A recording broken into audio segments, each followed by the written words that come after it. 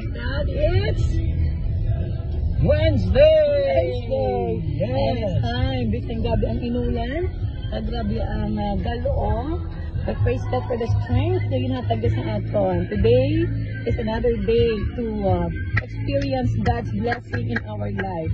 Even in the midst of storms, God is with us. So we're going to East Homes. Salamat sa Lord that we have just opened another Life Connect sa East Homes. Fortune Town. So, salamat sa Lord. Salamat sa inyong mga tulong na magpadayon lang kita.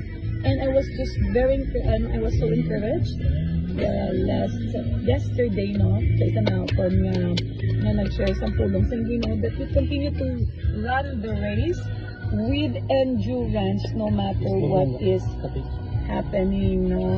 Let us just become like the athlete, no?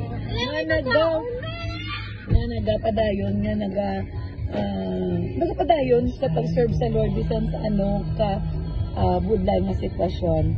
Amen. Kaya ang pagsunod sa Ginoo, it's not just about being blessed in any form, but most of all, you are continually serving the Lord because He is good. Amen? Amen!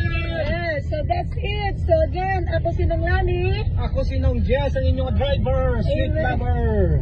And today is Wednesday. So salamat sa Lord. Thank God it's Wednesday! Where one verse a day Keeps your worries away! Amen. God bless you all. Kadhalong ang tanan sa medyo madamol ng ulan. God bless.